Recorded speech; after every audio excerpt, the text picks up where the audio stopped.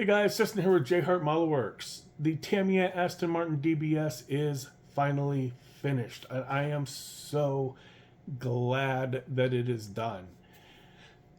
It only took me 4 attempts to paint the body and 6 attempts to paint the hood, but she is finished. She looks gorgeous. I am really happy with how it turned out. It may sound like I'm being hard on the kit. I am absolutely not. The kit is fantastic. It's just my overly complicated paint job that stressed me out a bit. So, like I said, the paintwork on it came out fantastic. This has to be some of the cleanest glass I have ever done. I'm super eager to show you guys the results. So let's get the camera flipped around and let's take a look.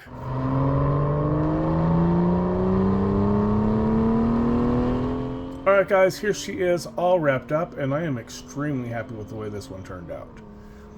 Especially given how frustrated I was at the end of that paint job. I was so over this build. I was just ready to be done. It's a really great kit. Once we got through the body paint, everything else just fell into place.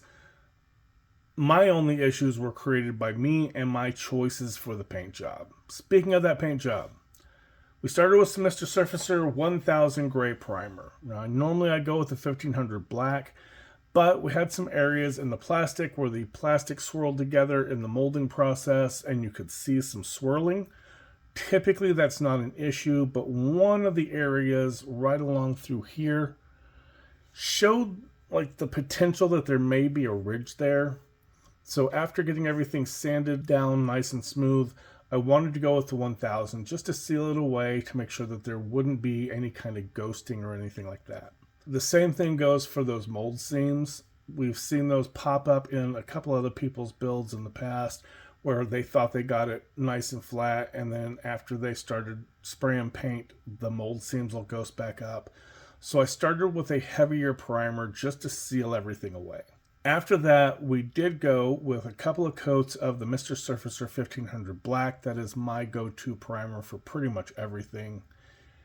Then, because of the silver base that I was going with, this is Gaia Notes 131 Pearl Silver, but it highly benefits from a gloss black finish. So, originally, my first attempts at this, I was using Splash Paint's 2K Gloss Black. There towards the end, after having stripped this thing and resprayed it 4 times, I just was not wanting to deal with the 2K Black.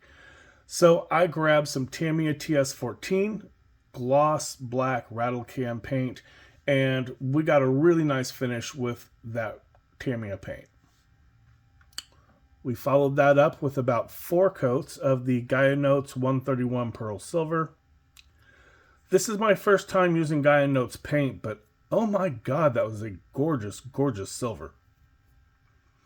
You thin this stuff 2 to 1, maybe 3 to 1 thinner to paint. And I went like 2.5. Like 2.5 parts thinner to 1 part paint. It is really, really thick inside this bottle. But it laid down absolutely beautifully. And we followed that up with some Mr. Hobby GX 122 Clear Peacock Green. And that is just an absolutely amazing color. I love the way this turned out. Our wheels are 3D printed. They are Anarchy 13 wheels from Real Rims on Colts 3D.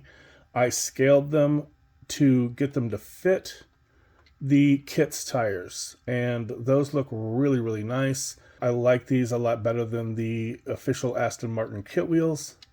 We have the underside of our chassis here, and you'll probably note that the body section is darker than the body color portions that are on the chassis plate.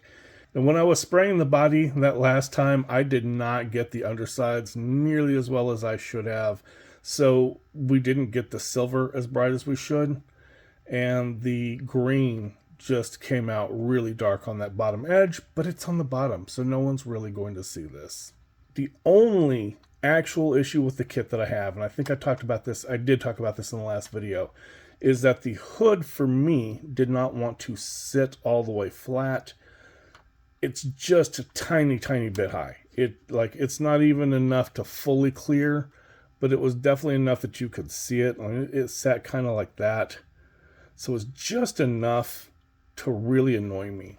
And my solution to that was to add some plate metal to the underside of the hood. There's a plate on each one of these corners.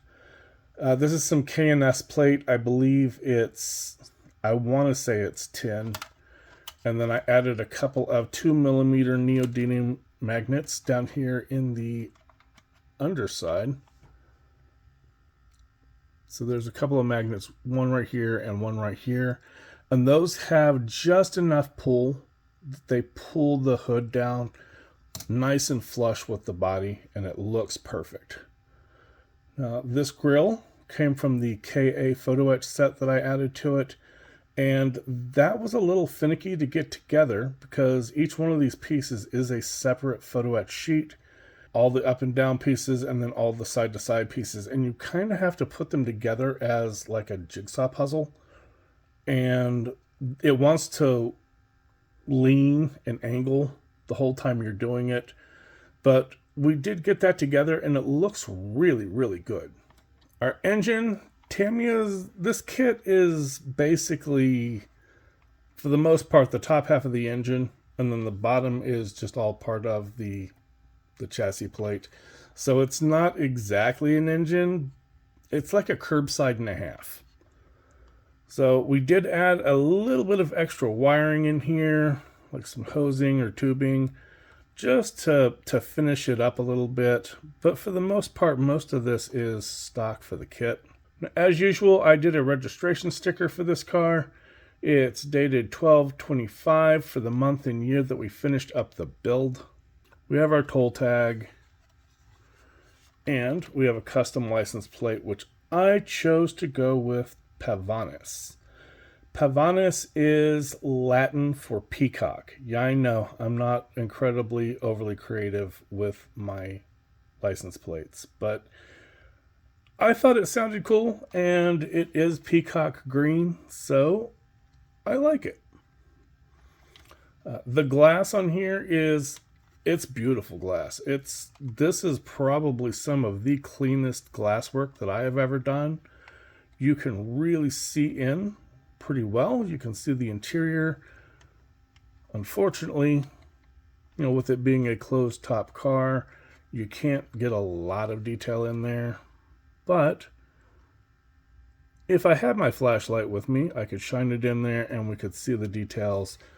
The kit itself is really, really nicely done. You can kind of see in here where I added in the seat belts, and I 3D modeled up the seatbelt retainers and put them into the interior. I didn't do a whole lot of 3D printing for this. I did do the wheels, and I 3D modeled up my own retainers for the seatbelt because the seatbelts go into the upper portion of the body right here, right under the top of the interior. So I 3D modeled and printed up my own, so that looks really nice. Other than that, can't really think of anything else that we custom did. Oh, I did end up doing, can't really see them. I wish I brought the flashlight out to the garage with me.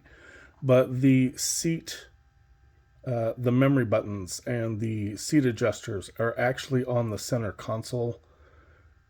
And the KA set has a photo etch piece for it, but I lost one of them.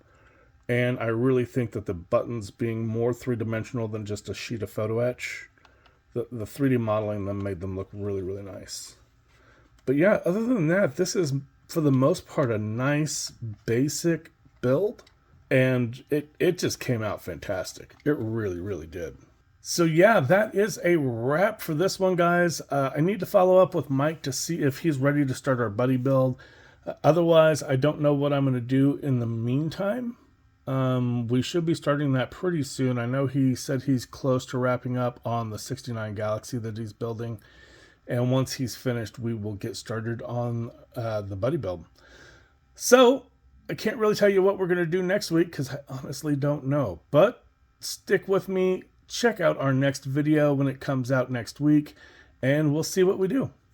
Thanks for hanging out with me, guys. I always appreciate you watching the videos. I appreciate the likes and the comments at the bottom. I always appreciate you guys hanging out with me, and I will catch you guys on the next one.